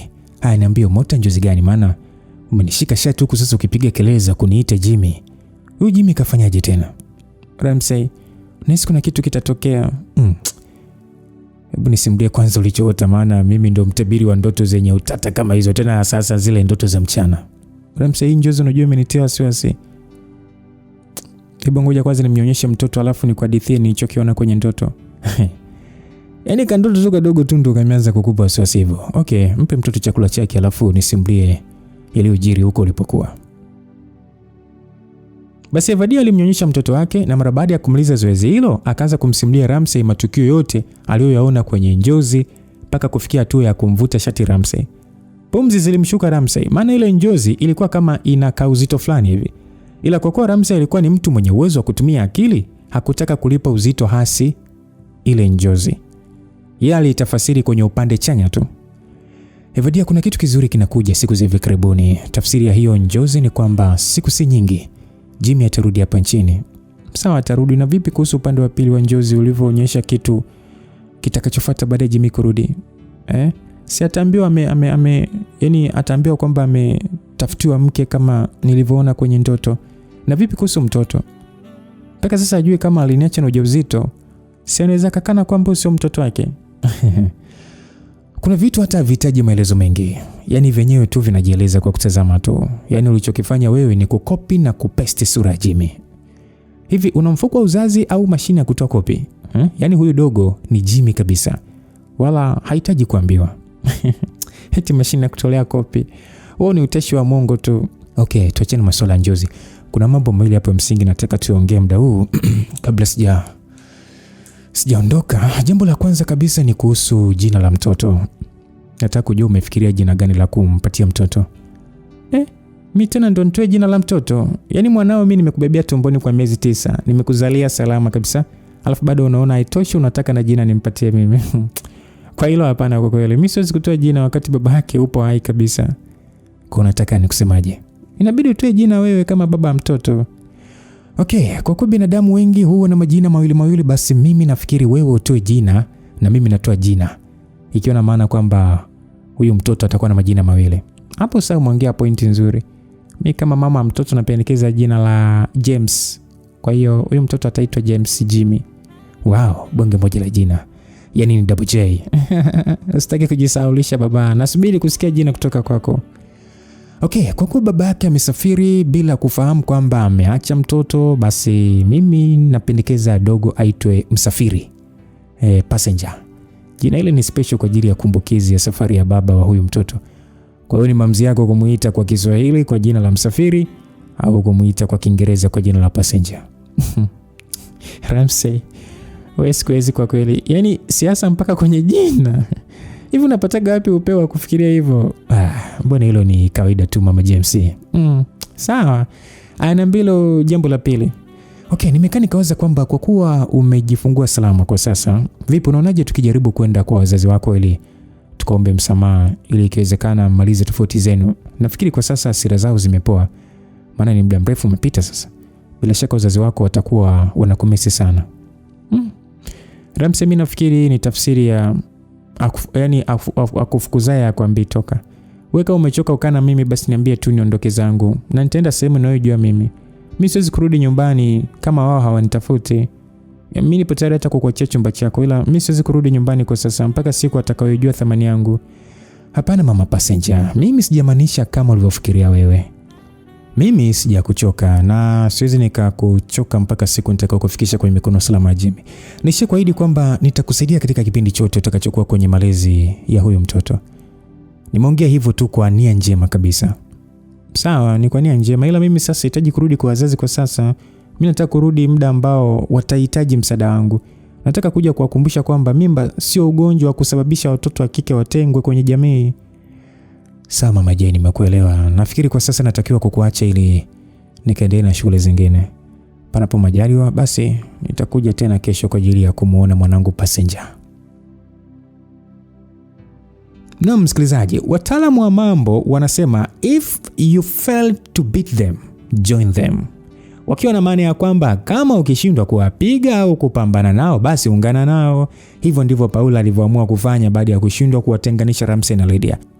Njia pekee ambayo aliamua kuitumia ni kwamba ni kumaliza ugomvi kati yake na Lydia ili aweze kuwa karibu kwa ajili ya kumvuruga kwa urahisi zaidi. Kuna watu wengine hawatakiwi kurudishwa kwenye maisha. Urafiki kati ya Paula na Lydia ulirudi bwana kwa mara nyingine, huku Paula akijifanya kuridhia mapenzi ya nani? Ya Ramsey na Lydia. Tangu Ramsey na Lydia waweke wazi hisia zao, penzi lilichanua kama waridi lililoota katika bustani ya Eden. Kwa hakika lilikuwa ni bonge moja la kapo kwa hii kutokea katika chuo kikuu cha Dar es Salaam. Watu waliona wivu, wengine waliteseka na wachache walifurahi, wakiwemo Abdi, Kavinza na Jackson. Diki hakuacha kutapatapa kama mfamaji. Basi siku zilizidi kusonga na hatimaye ule wakati wa mashindano ya mpira wa miguu na michezo mingine mbalimbali katika chuo kikuu cha Dar es Salaam uliwadia. Kiu kubwa ya wanachuo ilikuwa ni kuona yale maudambu ya superstar wao Ramsey, mzee wa pira kachori, pira biriani, pira sambusa, pira chips yai, pira nyama choma, pira pizza, pira baga. Kwa hakika watu walimisi sana kabumbu. Walitamani kuona kama Ramsey ataweza kuyafanya tena yale aliyofanya mwaka uliopita. Vipi kuhusu mpinzani wake Messi wa Bongo, yani Ruben? Je, angeweza kukubali kulazwa na viatu kwa mwaka wa pili mfululizo? Majibu yote yalikuwa katika mahakama ya kichwa cha Ramsey. Naam, unaambiwa kabumbu linapigwa hapa. Patashika la viwanjani, nyasi kumwagika, vumbi kutimka na jasho kumwagika vilichukua nafasi yake katika chuo kikuu cha Dar es Salaam. Utaratibu wa mechi ulipangwa kama ilivyokuwa mwaka uliopita. Mechi zilipigwa kila kukicha. Watu walipata nafasi ya kushuhudia mafundi ya hali ya juu. Wachezaji wengi walijiandaa vilivyo kwa ajili ya kuhakikisha kwamba wanamdhibiti vilivyo kijana Ramsey. Lakini sasa kwani alizuilika? Wangeazaje kumzuia mtu mwenye miguu yenye uwezo wa kuongea na mpira na kuambia upite katikati ya miguu ya wapinzani au upite upande wa kulia au kushoto au uzame moja kwa moja mpaka golini? Ni Ramsey pekee ndiye binadamu aliyekuwa ameumbwa na miguu yenye uwezo wa kuzungumza na mpira na kutaka mpira utii amri yake kwa kuongoza kule anapotaka yeye. Kuna taswira mpya ya mafanikio kupitia soka ilijichora kwa kijana Ramsey mara baada ya viongozi wakubwa kuahidi kumtafutia sehemu ambayo ingekuwa ni sahihi kwa ajili ya kutumia kipaji chake kwa manufaa ya nchi kwa jumla. Kwa hakika miguu ya Ramsey ilikuwa ni almasi iliyojificha mchangani na pia ni hazina kubwa ya nchi kwa siku za mbeleni. Wengi waliamini kama Ramsey ataamua kuwekeza akili yake kwenye soka, basi angeiletea heshima kubwa nchi yake ya Tanzania kwenye masuala ya soka. Ila tatizo ni kwamba mama yake Ramsey alikuwa hapendi mwanae acheze mpira, badala yake asome tu. Yale yaliyofanywa na Ramsey kwenye mashindano ya mwaka ule yalikuwa ni mara 2 zaidi ya yale aliyofanya mwaka uliopita. Kwa mara ya pili mfululizo, Ramsey alipeleka timu yake hatua ya fainali. Lakini pia fainali ile ilijirudia kwa mara ya pili baada ya kuzikutanisha kwa mara nyingine kozi ya COID ya mtaalamu Messi dhidi ya kozi ya ICT ya mtaalamu Ramsey. Kama unakumbuka, mwaka uliopita Ramsey aliumizwa mapema tu na kufanya ashindwe kucheza mpira kwa uhuru zaidi. Japo alifunga goli moja la pekee na la ushindi katika mechi ile na kuitwa bingwa wa mashindano yale, ila awamu hii Ramsey alikuwa fit kabisa na alicheza kwa uangalifu mkubwa sana ili asiweze kuumizwa, maana watu wote wa kozi ya ICT walikuwa wanamtegemea yeye. Lakini pia kuumia kwake kungemfanya mtu mwingine aumie zaidi. Nadhani unamjua. Sasa mechi ya finali ilipigwa huku ushindani ukiwa wa hali ya juu sana mpaka kufikia dakika 89 ambapo ilibakia dakika moja tu mpira umalizike. Matokeo yalikuwa yanasoma COID 2 ICT 2. Magoli mawili ya kozi ya COID yalifungwa na Messi wa Bongo, huku Ramsey akifunga akifungia ICT magoli yote mawili. Ikiwa imebaki dakika moja ili mpira umalizike, kila kozi ilikuwa makini sana kutafuta goli la ushindi. Kama ilivyokuwa desturi ya mpira kufuata kile anachokitaka Ramsey, basi bwana, Ramsey alipewa pasi kisha kauamuru mpira usiguswe na mpinzani yoyote atakikatiza mbele yake. Mpira ulitia amri. Kila mchezaji aliyemfuata Ramsey kwa ajili ya kupokonya mpira alilambwa chenga na hatimaye Ramsey alibaki na goalkeeper tu. Goalkeeper Akoyd alipata wakati mgumu sana kufikiria namna ya kuzuia mpira uliokuwa mguuni kwa Ramsey usiweze kutikisa nyavu zake. Lakini sasa ilikuwa ni ngumu sana kumzuia Ramsey asifunge akiwa maeneo kama yale. Alichokifanya Ramsey ni kutumia mpira upite katikati ya miguu ya goalkeeper. I say, kwani amri ilipingwa sasa? Tangu lini mpira ukamkosea heshima Ramsey? Tangu lini? Wewe uliona wapi? Ulisikia wapi? Si ungekuwa ni utovu wa nidhamu huo? Mpira ulienda wavuni moja kwa moja, ukiashiria ni goli la 3 kwa Ramsey na goli la 3 kwa kozi ya ICT. Mara baada ya kufunga goli, Ramsey alishangilia kwa staili ya kukimbia, kisha akavua shati na kuonyesha vesti nyeupe yenye maandishi yaliyosomeka kwamba you are the only one I want to be with. Happy birthday my love Lydia. I love you. Ikiwa na maana ya kwamba wewe ndio mtu pekee ninayetaka kuwa naye. Heri ya siku ya kuzaliwa kipenzi changu Lydia, nakupenda. Asi ilikuwa ni bonge moja la surprise kwa kutokea kwenye ule uwanja na ile mashindano kwa ujumla. Sahau kuwafanya watu kushangazwa na tukio lile, lakini pia surprise kubwa kabisa ilikuwa kwa Lydia ambaye alishasahau kwamba ile siku ilikuwa ni siku ya mfanano na tarehe yake ya kuzaliwa kwenye miaka kadhaa iliyopita. Lydia alishangazwa sana kuona Ramsey amekumbuka wakati yeye mwenyewe hakukumbuka chochote. Sasa mwananzengu alijuaje wakati hakuwahi kuambiwa na Lydia? Kwa hakika alikuwa ni zaidi ya mapenzi. Ni zaidi ya mapenzi. Hakukuwa na dakika tena za kuweza kuruhusu mpira kuendelea. Mwamuzi wa mchezo alipuliza filimbi kuashiria mpira umemalizika. Kwa mwaka wa pili mfululizo, kozi ya ICT ilifanikiwa kutoa ubingwa wa mashindano ya mpira wa miguu katika chuo kikuu cha Dar es Salaam. Sasa wanachuo wa kozi ya ICT pamoja na mashabiki wengine waliokuwa wanampenda Ramsey waliingia uwanjani kwa ajili ya kushangilia ushindi waliopata, lakini pia shujaa wao wa mchezo ambaye ni Ramsey alibebwa juu kama mfalme huku akizungushwa uwanjani huku jina lake likiimbwa kwa herufi kubwa. Lakini sasa ghafla binivu sherehe bwana zikawa mbili pale uwanjani. Kumbe baada ya Ramsey kuonyesha maneno ya kumtakia siku ya kuzaliwa kipenzi chake Lydia, mashemeji ambao ni mashabiki wa Ramsey waliandaa jambo lao kwa ajili ya kumshangaza shemeji yao Lydia. Wakati Lydia akiendelea kushangaa jinsi Ramsey wake alivyobebwa juu, ghafla watu wakashusha katoni 2 za maji ya uhai. Kabla hajaoji kitu, alishangaa kuona watu wamegawana chupa za maji. Ndani ya sekunde 2 tu, Lydia alijikuta ameloa chapa huku akiimbiwa wimbo wa siku ya kuzaliwa na mashemeji. Aise, ilikuwa ni bonge moja la mshangao pale uwanjani. Yaani mtu anamwagiwa maji safi ya chupa za dukani siku ya birthday yake, wakati wengine tunaogeshwa kwa maji ya ukoko na tope. Tafuteni hela wapuuzi nyewe, msitogeshe na maukoko yenu au tope. Mtogeshe na maji ya dukani. So hii ilionyesha ni jinsi gani watu walimuunga mkono shujaa wao Ramsey kwenye sherehe ya siku ya kuzaliwa kwa bibi mama wake. Lakini pia mashemeji walisikika wakitaka sherehe ile ipelekwe ukumbini, huku wakiahidi kufanya makubwa kwenye sherehe ile. Kwanza kabisa walitaka kumpongeza Lydia kwa kutimiza miaka kadhaa, alafu pili walitaka kumpongeza Ramsey kama shujaa wa mashindano ya mpira wa miguu. Sasa swala lile lilizidi kuwatonesha vidonda watu waliokuwa hawapendi mahusiano ya Lydia na Ramsey. Lydia alijikuta na vimba bichwa. Alijihisi kupata heshima ya kuwa queen mpya wa chuo kwa kuwa mpenzi wake ndo alikuwa king. Kamati kuu ya usimamizi wa mashindano ilianza kutoa zawadi kwa mabingwa wa mashindano ambao walikuwa kozi ya ICT.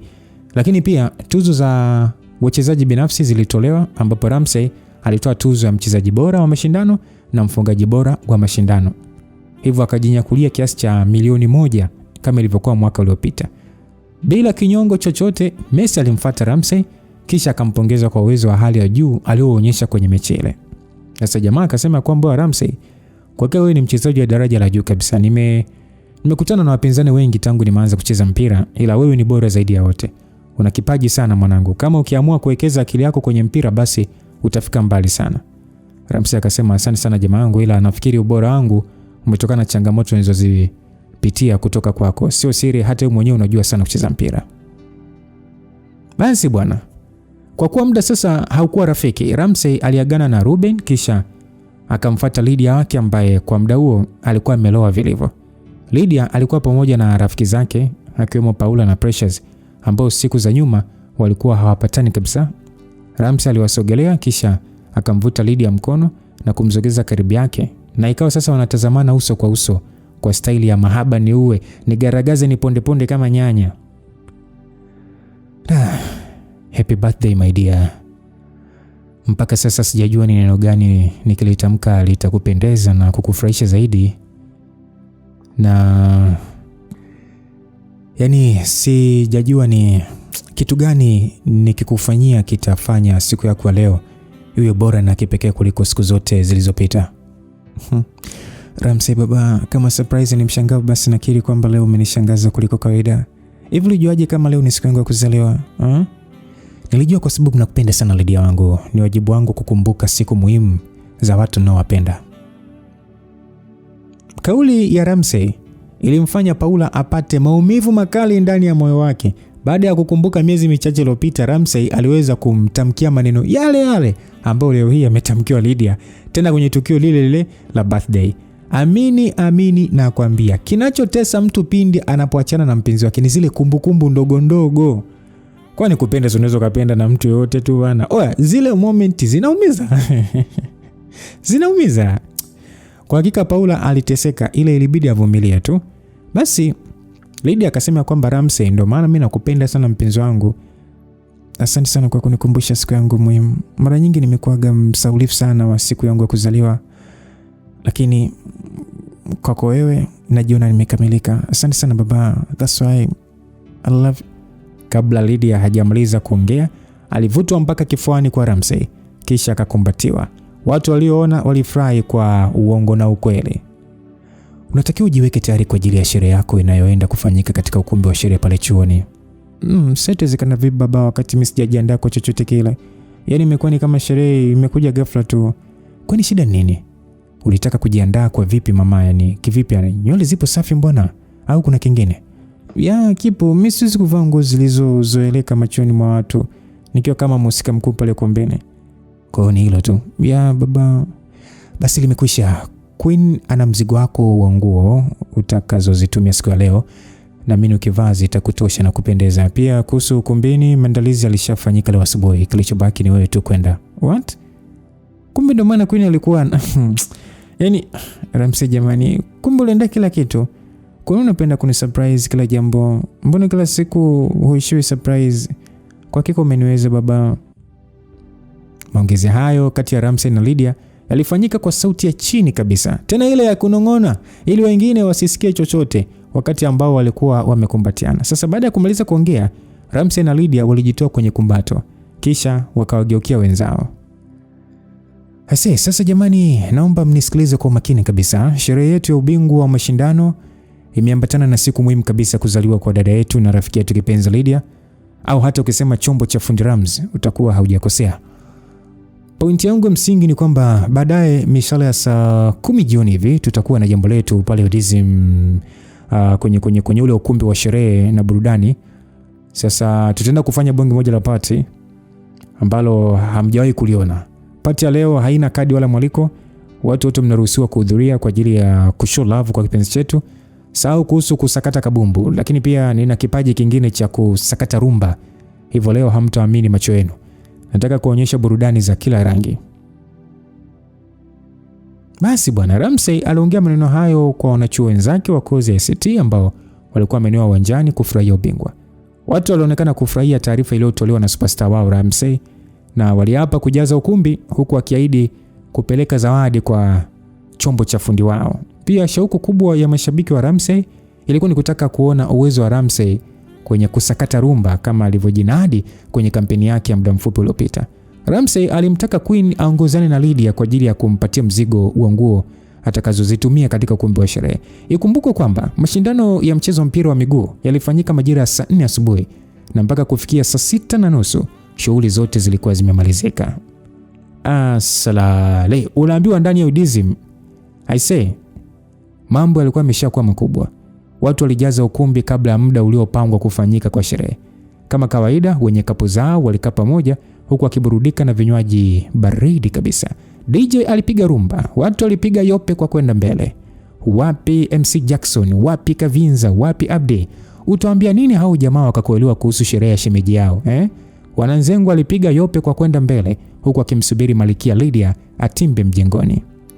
Sasa wakati watu wamekaa kwenye kapo zao, Paula yeye hakutaka shobo za kuwa karibu na Alvin. Kifupi mapenzi ya Paula kwa Alvin alishapotea kabisa. Yaani akili ya Paula ilikuwa kwa Ramsey tu. Lakini pia hata Dick mwenyewe hakuwa miongoni mwa watu waliokuwa wanapiga yope. Hakuwa na furaha ya kucheza muziki. Sasa angepata wapi nguvu za kupiga yope kwenye sherehe ya demo aliyesaliti kambi lake? Si ubwege huo. Muda wa Bibi Lydia kuingia mjengoni ulifika. Mbele ya macho ya watu alionekana Lydia akiwa kwenye vazi bora sana, vazi nadhifu lenye kuvutia na pia lilimpendeza kweli kweli. Hivi huyu Lydia ni mtoto hodari au? Yaani unajua kuna wadada wanajua kuziamrisha nguo ziwatosheleze na kuwapendezesha, yaani vile wanavyotaka. Ukiambiwa kwamba yale mavazi yalinunuliwa wakati mwenyewe hayupo, unaweza usiamini. Kuna watu wana damu ya nguo. Nguo yote akivaa inamkaa. Sasa yote kwa yote Lydia alipendeza kwa hisani kubwa Ramsey ambaye ndo alichagua rangi na ndiye alinunua yale mavazi. Sasa utaratibu uliotumika haukuwa na utofauti sana na utaratibu uliotumika kwenye birthday party ya Paula. Kama kawaida MC Jackson alikamata mic kisha akaanza kuwaita marafiki mbalimbali ili wale keki pamoja na Bibi Lydia. Orodha ya marafiki ilianza kutiririka taratibu kuelekea mbele ya jukwaa. Precious, Queenie, Paula na MC mwenyewe walishakula keki. Mtu wa mwisho kabisa kuitwa alikuwa ni Ramsey ambaye alikuwa kama mtu muhimu kabisa kwenye ile sherehe. Kama ingekuwa ni mahafali basi tungesema ni mgeni rasmi. Tukio ni lile la birthday. MC ni yule na ukumbi ni ule ambao Ramsey aliteswa miezi michache iliyopita. Ila leo hii dalili njema zilianza kuonekana kwa Ramsey. MC Jackson alichukua maiki kisha kwa kukera kabisa akasema okay, ladies and gentlemen, naomba ukimya kidogo jamani Kwa sasa namleta kwenu mtu muhimu zaidi ya wote kwenye hii sherehe. Naweza kusema kwamba yeye ndio mgeni rasmi siku ya leo. Kama njia ya kujua nguvu ya mlevi ni kumwaga pombe yake, basi usipate tabu kujua nguvu za dada yetu Lydia. Wewe mvuruge tu. Huyu jamaa ambaye namleta kwenu sasa hivi, huyu ndo baby baba wake wa thamani. Sawa Roho yake mwachieni jamani. Wivu wa nini mnamuonea?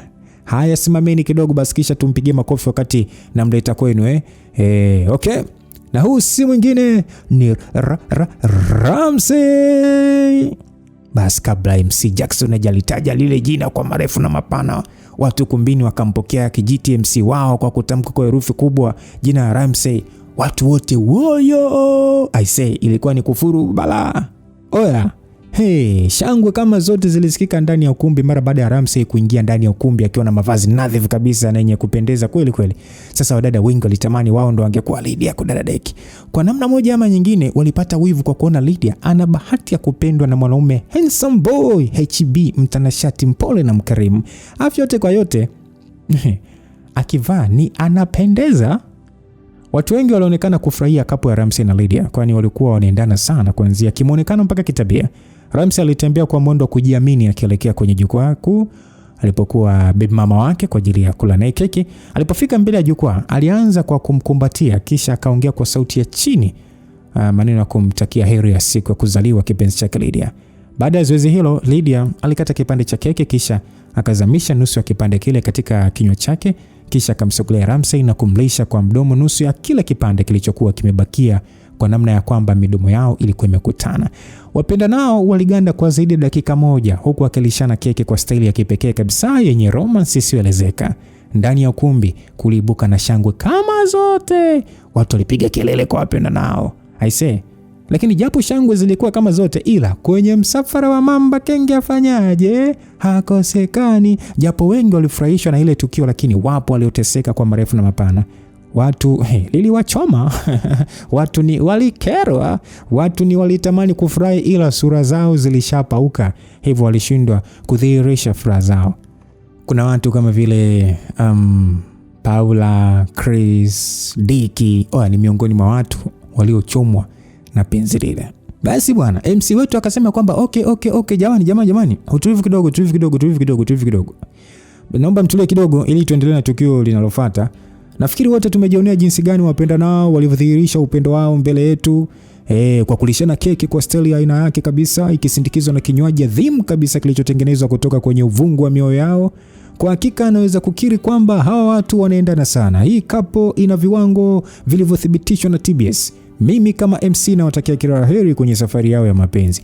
Nawaombea sana wasije kuachana. Mimi nafikiri Lydia ndo msichana anayestahili kuwa shemeji yetu kwa star wetu Ramsey. Au nyewe mnasemaje jamani? Basi watu wakasema ni kweli, hakuna kama Lydia, huyo ndo shemeji tunayemtaka. Amepita tayari. Jamani, keki kwani hatukati keki jamani? Keki saa ngapi? Sasa zilikuwa ni kelele nyingi sana. Watu walikuwa kwenye ukumbi wa sherehe wakijibu swali la MC Jackson. Zilisikika sauti tofauti ndani ya ukumbi zikionyesha kumkubali Lydia. Sasa MC Jackson, huyu mpuzi ni anakera, kwa mara nyingine akasema ya kwamba jamani, kwa hiyo kama hii kapo tumekubali, tunawapa miaka mingapi ya kuishi duniani ya hawa watu? Si mnajua leo ni birthday ya shemeji yetu basi tuwape miaka ya kuishi kwenye ndoa yao hawa wapenda nao. Basi watu wakajibu, waishi tu miaka yote, haona dhambi kabisa, wakifa hawaozi, miaka yote kama namba za NIDA. Sakirele za kutosha. MC akasema DJ, ni muda wako sasa kutupatia burudani murwa kabisa kwa zile nyimbo za zero distance, nyimbo za usingizi, nyimbo za kucheza wawili, vitu vya slow motion. Hii inaitwa Asiye na Mwana Abebe nini? Abebe jiwe jamani. Jamani, tafadhalini sana, kama kuna mdada ambaye yupo single huko kwenye viti, namuomba aje kunipa kampani ya kucheza naye hapa, maana mimi sina baby mama kabisa MC wenu jamani. MC mnataka mnione nadondoka hivi. Mtu niliyekuwa nampenda hatimaye amempenda Ramsey bwana. DJ, tuende kazi DJ. Ilikuwa ni balaa. Ndani ya ukumbi yani ilikuwa ni moto. Kila mwenye wake alimkamatia pasavyo. Wale wasiokuwa kwenye kapo hawakunyanyuka kwenye viti kucheza. Utanyanyukaje sasa una kapo ukasumbua watu? Ama walibaki kuangalia tu wenzao wakicheza. Paula, Chris, Alvin, Dicky walikuwa ni miongoni mwa wapenzi watazamaji. Cheki sasa DJ alivyokuwa mtundu na mkali wa kupangilia midundo. Picha linaanza, akapiga ile ngoma ya Forever and for Always iliyoimbwa na mwanadada wa Canada. Mnamjua Shania. Bwana Ramsey na Lydia walidansi kwa madoido kama wataki vile, wimbo laini kama biskuti iliyoloa. Kwa hakika wapenzi watazamaji waliteseka mno. DJ akaamua kuua watu kwa kumaliza na nyimbo laini kuliko zote alizowahi kusikia tangu muziki uanze. Zile nyimbo zenye uwezo wa kumbembeleza na ukipiga hizo nyimbo unaweza ukabembelezwa na ukasamee mume au mke aliyekufumania dakika moja iliyopita. Ukimwimbia tu hizo nyimbo basi atapoa kama chai iliyowekwa kwenye friji. Nyimbo hatari kabisa zenye uwezo wa kutibu ugonjwa wa kutokupata usingizi hasa nyakati za usiku. Zilikuwa ni nyimbo za mwanamama ambaye ni mzaliwa Canada, mwenye swaga za Kimarekani, mwili wa Kihindi, roho ya kibongo. Hakuwa mwingine bali ni Celine Dion. Bwana we, DJ akaanza kupiga ile ngoma ya Where Does My Heart Beat Now. Hii ilitafasiriwa kama Ramsey anamaanisha mapigo yake ya moyo yanadunda kwa Lydia kwa wakati ule. Lakini pia mapigo ya moyo wa Lydia yalikuwa yanadunda kwa Ramsey kwa wakati ule. Wakati wimbo sasa ulipokuwa unapigwa, mikono ya Lydia ilikuwa katika mabega ya Ramsey, huku sasa mikono ya Ramsey ilikuwa katika kiuno maridhawa kabisa cha mlembo Lydia. Sio siri, wapenzi watazamaji walizidi kuteseka. Pumzi ziliwabana. Kuna watu walitamani kuwa Ramsey na wengine walitamani kuwa Lydia. Wimbo ulipigwa mpaka ukafikia kikomo. Aweni irudi tena kwa wapenzi watazamaji ambaye ni Paula, Chris na Dick.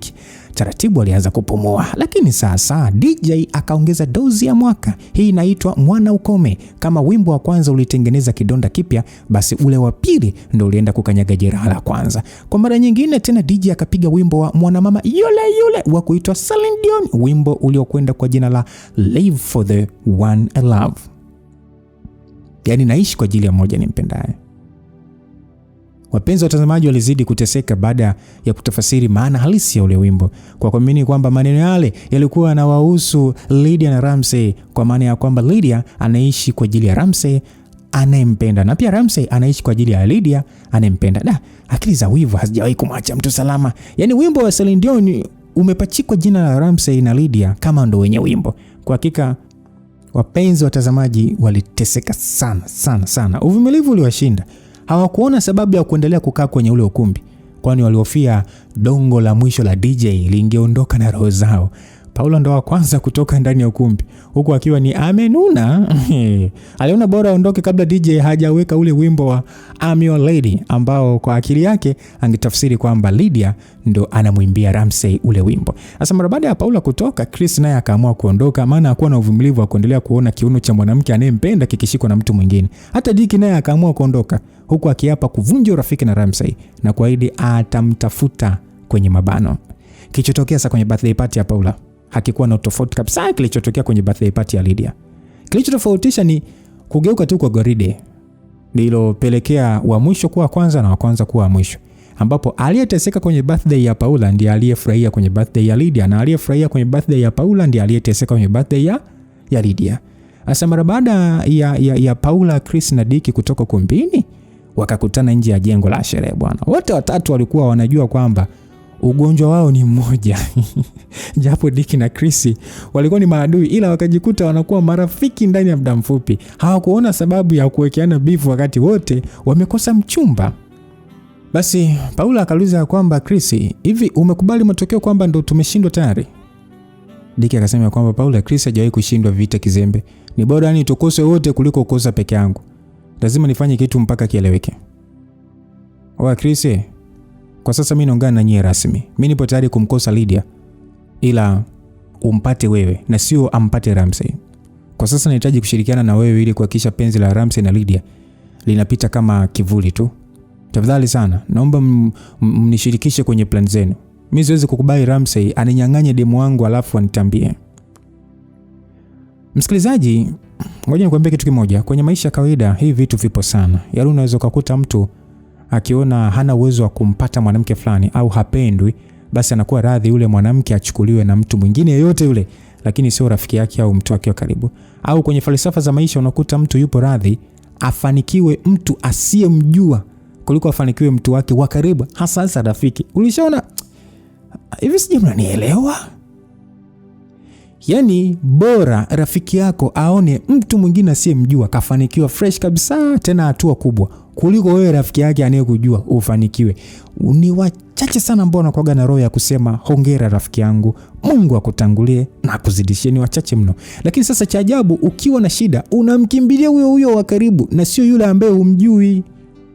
Hebu tuacheni tabia za kina Dick jamaa zangu. Basi Dick akaambia kwamba wewe Dick, una hakika na unachokisema? Usije kujifanya hapo unataka kunisaidia, kumbe una lengo lako binafsi la kutaka niwatenganishe Ramsey na Lydia alafu upate urahisi wa kumchukua Lydia. Dick akasema kwamba hapana mwanangu, mimi nimeshakubali kushindwa kwa yule manzi, maana mimi siwezi kuwa na ushawishi tena kwake, ila sitaki kuzidiwa nyota na Ramsey, ndio maana mimi nataka tukose wote, bora demo abaki kwako Chris. Basi Paula akasema kwamba Chris, mimi nafikiri Dick yupo upande wetu, hivyo tukishirikiana naye tunaweza kushinda hii vita, maana huyu anaweza kutupa za chini ya kapeti kwa kuwa na urafiki na Ramsey pamoja na kina Kavinza. Sasa Chris akasema kwamba sasa nimekuelewa Paula, kwanza leo tutashirikiana. Kwanza kabisa nataka mnipe picha 3 za Lydia na 3 za Ramsey. Nani ana picha za Lydia na Ramsey kati yenu? Plani ndio inaanza sasa hivi. Chris akauliza, picha tena unataka umroga mtu au? Kwa hilo hapana, naomba Ramsey wangu asifanywe kitu chochote kibaya. Paula akaambiwa, tulia, hapa arogwe mtu na wala afi mtu yote. Kila kitu kitafanyika kidigitali zaidi. Hebu sogeni hapa kwanza niwanongoneze kitu ninachotaka kufanya. Basi Paula na Dick walimsogelea kwa ukaribu Chris, kisha wakaambiwa plani ambayo Chris alitaka kuifanya. Plani ile ilizungumzwa kwa sauti ya chini kabisa. Sasa baada ya Chris kumaliza kuongea, ilionekana kabisa ni walipendezwa sana na ile plani. Yaani inaonekana walipendezwa mno na ile plani. Paula akasema kwamba yani kwa hiyo kwa huu mpango nafikiri tunaenda kuvunja kila kitu, ila nafikiri hakuna haja ya kutumia picha za Ramsey kwenye hiyo plani. Paula aliongea hivyo sasa akionekana kufurahishwa sana na mpango wa Chris ambao ameupanga. Dick akasema kwamba hizo picha zihitajiki kabisa. Dick naye aliunga mkono kauli ya Paula. Baada ya kufikia makubaliano, waligonganisha mikono yao juu kuashiria kwamba wapo pamoja katika kila jambo. Huo mpango ni mpango gani? Wameungana mtu 3, Chris, Dick na Paula, kuweza kuvuruga kabisa penzi la Ramsey pamoja na Lydia. Huu mpango ni mpango kabambe, mpango very dangerous. Lakini hebu naomba niwarudishe nyuma kidogo. Kuna ndoto ambayo aliota Evadia. Ni ndoto tu tukiona kwamba Jimmy amerudi. Sasa basi, unahisi ni kitu gani kitatokea Jimmy akirudi? Akirudi itakuwaje? Langu jina ni Lucas Lumbasi. Msikilizaji, kwa mapenzi ya Mwenyezi Mungu atukutanisha sehemu inayofuata kuweza kujua huu mpango kabambe uliopangwa na hawa mtu tatu. God bless you till we meet again. Bye bye.